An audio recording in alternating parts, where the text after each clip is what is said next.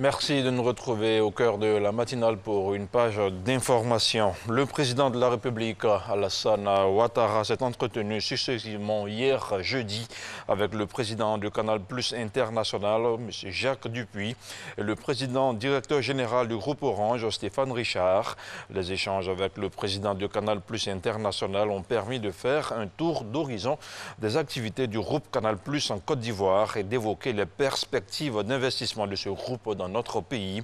Le président du Canal Plus International a remercié le chef de l'État pour l'excellent accueil réservé à son groupe en Côte d'Ivoire, un groupe qui occupe la 3e place dans le monde en termes d'abonnés derrière la France et la Pologne. De son côté, le président directeur général du groupe Orange a évoqué avec le chef de l'État l'actionnariat de son groupe en partenariat avec l'État de Côte d'Ivoire. Une grâce présidentielle va être accordée à un peu plus de 3000 détenus. Il s'agit de détenus ayant commis des infractions sans gravité, a annoncé mercredi le gouvernement. Le président Alassane Ouattara a accordé à toute personne détenue en exécution d'une condamnation définitive la remise gracieuse de la totalité des peines privatives de liberté, a indiqué le porte-parole du gouvernement au Conseil des ministres. Les explications d'Herman Guivet. La grâce présidentielle accordée à 3155 détenus. La nouvelle de leur libération est tombée ce mercredi au cours du Conseil des ministres. Sur un effectif de 21 186 détenus, ces 3155 détenus pourront de nouveau goûter à la joie que procure le sentiment de liberté. Pour bénéficier de cette grâce présidentielle, il faut correspondre à un profil, comme l'a affirmé le ministre de la Communication, porte-parole du gouvernement. Cette mesure, qui bénéficie à 3155 personnes sur un effectif total de 21 186 détenus, ne vise que les délinquants ayant commis des infractions sans gravité. Que renferme la notion d'infraction sans gravité? En gros, ceux qui se seront rendus coupables de délits mineurs, par exemple de coups et blessures involontaires, ne sont pas concernés par la grâce présidentielle, les détenus en situation de récidive, ainsi que les personnes détenues en exécution d'une condamnation pour des faits, qualifiés notamment d'infractions militaires, de crimes de détournement de deniers publics, de troubles à l'ordre public, de détention illégale d'armes à feu de la première catégorie d'homicide involontaire ayant occasionné plus d'un mort. Précision, le décret lui-même précise les infractions concernées par la mesure comme il en est, pour le cas de cette grâce présidentielle. Autre cas d'infraction grave, pas du tout concerné par ce type de mesures, les vols avec circonstances aggravantes, les cas de viol, de trafic de stupéfiants et de cession de stupéfiants à autrui, ainsi que bien d'autres. Et puis 360 bénéficiaires, dont 116 jeunes filles du programme Agir pour les jeunes, tous issus de la commune d'Atekoubé, ont reçu des chèques pour financer leurs activités.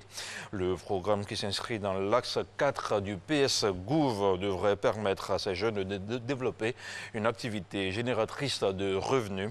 L'enveloppe de ce processus transparent et entièrement gratuit est estimée à 185 millions de francs CFA. Les détails avec Walter Amadou Ouattara. Jean-Jacques gagne honnêtement sa vie à travers la vente de vêtements. Une activité qu'il mène pour le compte de Kader, jeune propriétaire de ce modeste commerce situé dans la commune d'Atekoubé. Ça fait pratiquement 2 ans que je suis là-dedans. Quand je vends un tricot, je bénéficie de 300 francs sur un tricot. Mon souhait, c'est d'être financé pour pouvoir être à mon propre compte. Un rêve qui se réalise aujourd'hui. Jean-Jacques fait désormais partie des 360 bénéficiaires, dont 116 jeunes filles qui reçoivent leur chèque afin de s'installer à leur propre compte. Je me suis inscrit à la plateforme Emploi Jeune. Je me retrouve avec un prêt de 300 000 francs qui va me permettre de réaliser mon projet. Cette remise de chèques dans le cadre du programme Agir pour les jeunes phase 2 permet de distribuer environ 185 millions de francs CFA pour le financement de divers projets. Messieurs les ministres, je voudrais vous demander humblement de bien vouloir transmettre à son Excellence, Monsieur le Président de la République, Monsieur Alassane Ouattara, ainsi qu'à notre Premier ministre, Monsieur Amadou Gon Coulibaly, notre infinie reconnaissance. Je voudrais vous rassurer, en prenant ici devant vous l'engagement de faire bon usage des fonds reçus aujourd'hui. Le maire de la commune d'Atekoubé a traduit sa gratitude au gouvernement pour l'opportunité offerte aux jeunes. En tant que maire, nous qui partageons tous les jours les préoccupations des parents, les pleurs de nos mamans pour l'avenir de leurs enfants, nous ne cesserons jamais de dire merci. Le ministre de la Promotion de la Jeunesse et de l'Emploi des Jeunes insiste sur la transparence du processus de sélection des bénéficiaires.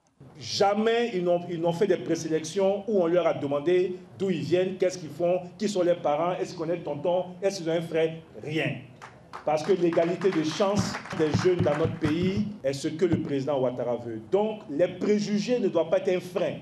Demandez aux enfants, lorsqu'on lance des programmes, vous-même la soyez sur leur dos pour leur demander d'aller tenter leur chance. Cette deuxième phase du programme Agir pour les jeunes vise 19 500 jeunes pour un financement total de 10 milliards de francs CFA. Et voilà qui marque la fin de ce premier point d'information, un point à retrouver sur le www.rti.ci.